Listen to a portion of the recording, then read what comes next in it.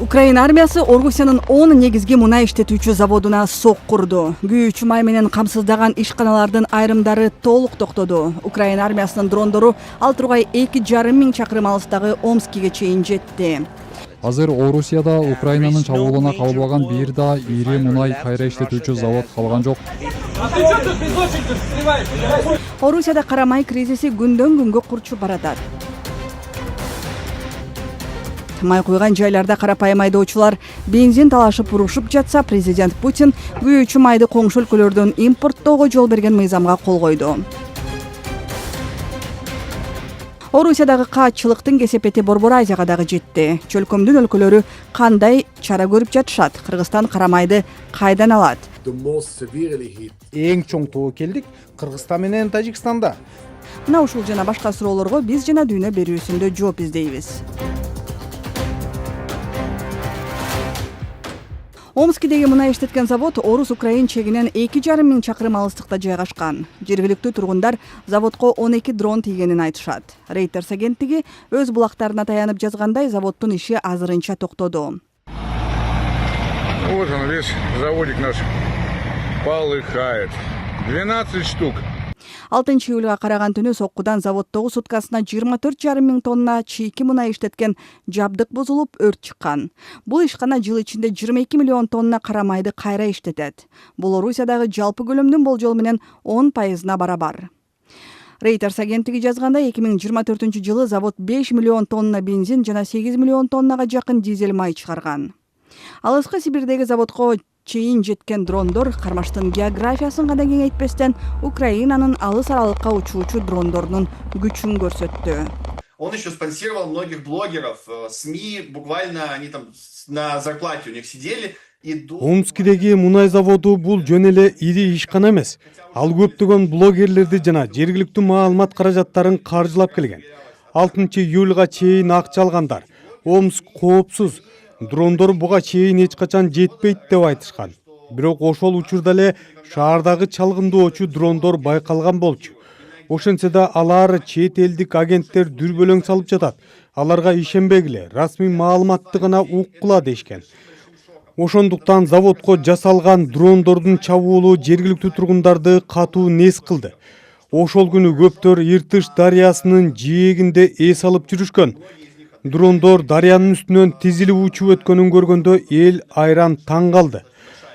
Айрымдар учкучсуз аппараттар Украинадан бери жетпейт эле, аларды Казакстандан же жүк ташуучу унаалардан учурушкан деген божомолдорду айтышты. Эл эмне болгонун түшүнбөй баштары маң болуп калды. Көптөр эми бийликке ишенбейт. Көз карандысыз маалымат булактарына кызыгуу кескин өстү. Анткени адамдар губернатордун расмий каналы баш болгон мамлекеттик булактар чындыкты жашырып келгенин көрүштү. Андан соң адамдар май куюучу жайларга агылып, ансыз деле араң турган күйүүчү май кризисин дагы корчутушту. Бир ай мурда эле бул аймакта бензин сатууга чектөө киргизилгендиктен Топлайн жана Газпром нефть май куюучу жайларында узун кезектер пайда болду.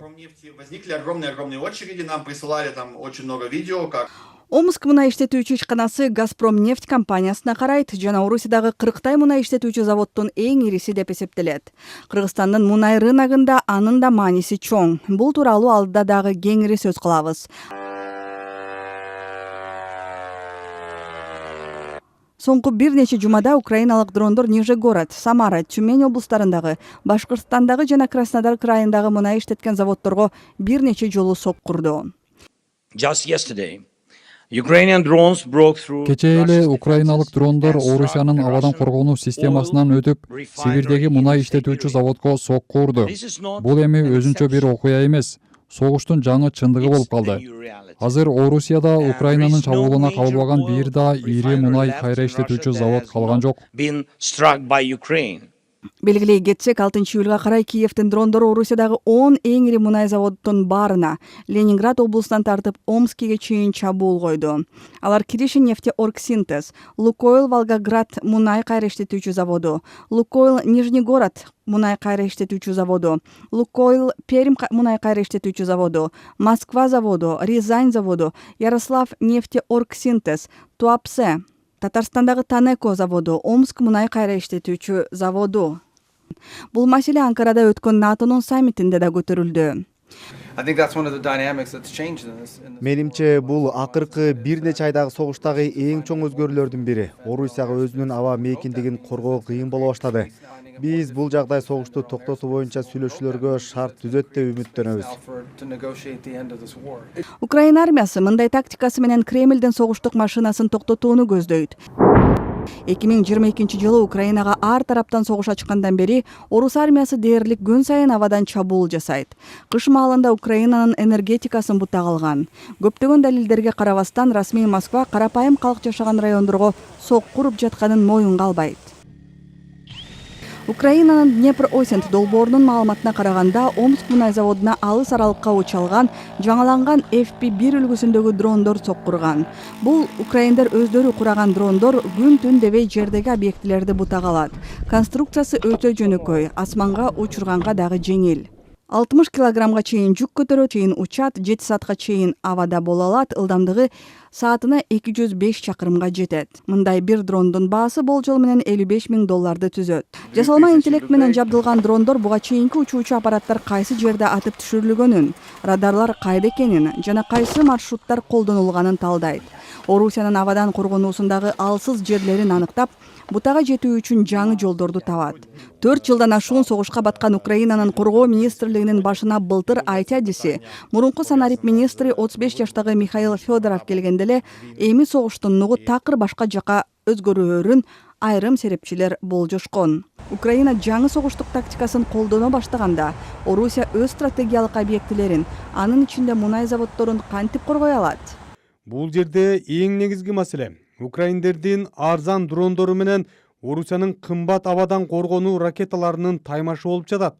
Панцир сыяктуу системалардын бир ракетасы эле өтө көп акча турат. Ошондуктан эгер дрондорго каршы панцир сыяктуу ракеталык комплекстерди койсоң, андай жарышта утуш кыйын. Анткени каршы тарап жүздөгөн дронду жаадырса, алардын айрымдары тосмодон сөзсүз өтүп кетет. Ага чейин эле абадан коргонуу системасынын ок дарысы түгөнүп калышы мүмкүн. Мунай заводдор байма-бай чабуулга кабылгандыктан чийки карамайды кайра иштетүүнүн көлөмү суткасына 4,1 миллион баррелге чейин азайды. Бул былтыркы көрсөткүчтөн дээрлик 4/1 аз. Орусиянын шаарларында күйүүчү майга сааттап кезекке тургандар мушташкан учурлар болду.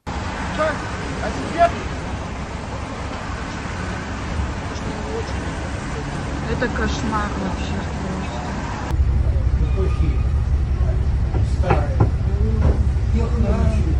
А ты что тут без очереди сливаешь? Я сейчас стою. Мы тут 4 часа нахуй. Пенза, Иркутск облустарында жана Забайкалье крайында май коюучу жайларда полиция же Росгвардия күзөттө турат. Краснодарда бензинди кайра сатып пайда көрөм дегендер кармала баштады. Айрым жергиликтүү бийликтер элди менчик машинеден баш тартып коомдук транспортко отурууга чакырды. Орусиянын вице-премьер-министри Александр Новак 8 июлда дизелди чет өлкөлөргө сатууга толук тыюу салынганын жарыялады. Ошол эле күнкү жыйында президент Владимир Путин Орусиянын энергетикалык системасы дүйнөдөгү эң туруктуу системалардын бири экенин айтты. Очевидно совершенно, что противник стремится. Душман биздин экономикага зыян келтирүүгө жана эң башкысы коомдо дүрбүлүң салууга аракет кылып жатканы айдан ачык. Бирок андай максат ишке ашпайт. Орусиянын энергетикалык системасынын туруктуулугу абдан жогору. Ал дүйнөдөгү эң туруктуу энергетикалык системалардын бири. Энергосистема России очень высокая, один из самых высоких в мире. Ушул тапта Бишкекте АИ-95 жана АИ-98 бензини тартыш болууда. Кыргызстан күйүүчү майдын 90%дан ашыгын, ал эми Тажикстан мунай продукциясынын 84%ын Орусиядан сатып алат. Москва бензин экспортун чектесе дагы бул эки өлкө үчүн өзгөчө шарт каралган. Бирок соңку кризис эч нерсеге кепилдик жоктугун көрсөтүп жаткандай. Мындан улам Кыргызстандын энергетика министрлиги июнь айынын башынан тартып, күйүүчү майлоочу май алуу боюнча Орусия, Беларусь, Азербайджан, Казакстан, Өзбекстан жана Түркмөнстанга суроо талаптарды жөнөтүп сүйлөшүүлөрдү жүргүзө баштаганын билдирген. Белоруссия мамлекети менен дагы бизде келишимдер, сүйлөшүүлөр болду. Ал жерде азыркы учурда чечилчү маселелердин бири Белоруссия менен макулдашуулар бар. Объем боюнча сүйлөшүлдү, көлөм боюнча такталды. Алар тараптан жакшы жооптор болду. Эми азыр бүгүнкү күндө Россия тарапы менен транзит жолдорун сүйлөшүп атабыз. Транзит өткүзүү жолдору менен. Мен ойлойм бул боюнча негизинен Россия тараптан деле эч кандай бир жагдай жок. Ал боюнча макулдашуулар болуп атат. Жакын күндөрү сүйлөшүүлөр болуп калса, биз кийинки айларга уже поставканы баштаганга мүмкүнчүлүк бар. Андан сырткары Өзбекстан мамлекети менен дагы бизде сүйлөшүүлөр болуп атат. Ал жерде 2-3 түрдүү варианттар менен карап атабыз. Же болбосо нефтини башка жактан алып келип, Өзбекстанга алып кирип переработка кылып кайра ГСМ, дистоплявый красын алып чыгыш боюнча бир направление боюнча иштеп атабыз. Экинчи направление ошол эле көлөмдөгү күйүүчү майларды Өзбекстандын өзүнөн сатып алуу боюнча. Бул боюнча да чоң рабочий комиссиялар түзүлгөн.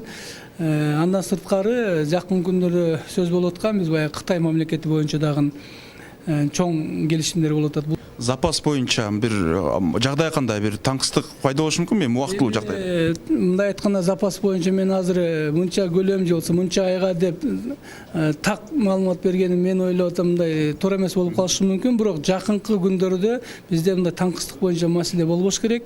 Мен дагы Ал эми Казакстан чек арадан кирген бардык машинелерге чектөө киргизди. Энергетика министринин орун басары Кайырхан Туткушбаев эми андай автоунаалар Казакстандын чек арасына суткасына бир гана жолу кирээрин билдирди. Буга чейин орусиялыктар автоунаасына май куюу үчүн Казакстанга каттай башташкан. Вот для чего мы на самом деле приехали в Казахстан. Просто заправиться. Просто чтобы заправиться. Казакстанда болсо май куйганы орусиялыктардын көп келе баштаганы көптөргө жаккан жок. Башкалар күйүүчү май сатууну чектейли деген сунуштарын айтышты. Казахстан — это сейчас большая бензоколонка для всех стран, которые у нас есть. Я в предыдущие годы предлагал, и сейчас также предлагаю весь иностранный транспорт заправлять не по казахстанским ценам. Это касается не только перевозки, но и легковых автомобилей, потому что у нас довольно много автомобилей с различными номерами из других стран, и они ведь у нас налог на транспорт не платят, но при этом почему-то заправляются по тем же ценам, что и все остальные. Расмий маалыматка ылайык, Казакстан ички күйүүчү майга болгон муктаждыгынын негизги бөлүгүн өлкөдөгү 3 мунай иштетүүчү завод аркылуу камсыздайт. Былтыр коңшу өлкөдө дээрлик 6 миллион тонна бензин өндүрүлгөн. Ал арада Reuters агенттиги жазгандай, Казакстан июль жана август айларында 2 мунай иштетүүчү заводдон өндүрүлгөн 50 000 тонна АИ-92 жана АИ-95 бензинин Орусияга гуманитардык жардам катары берүүгө макул болгон. Расмий Астана өлкөдө күйүүчү май тартыштыгы жаралат деген коркунуч жок экенин ырастоодо. Ал эми Тажикстан авиациялык күйүүчү май импорттоо боюнча Казакстан, Түркмөнстан жана башка өлкөлөр менен сүйлөшүүлөрдү жүргүзүп жатат. Бул тууралуу 8-июлда Жырандык авиация агенттигинин директору Хабибулло Назарзода билдирди. Өзбекстанда дагы күйүүчү майдын негизги бөлүгү өлкөнүн өзүндө өндүрүлгөнү менен ички керектөөнү толук жаба албайт. Андыктан бензин, дизель жана авиациялык майдын импорты көбөйүп жатат. Авиакеросиндин баасынан улам Uzbekistan Airways айрым каттамдарын кыскартууга аргасыз болду. Of course, the most severely hit for sure will be Kyrgyzstan and Tajikistan because they are not. Эң чоң тобокелдик Кыргызстан менен Тажикстанда. Себеби бул эки өлкө тең. Бензин, дизель жана башка мунай продуктыларын алууда Орусияга өтө көз каранды.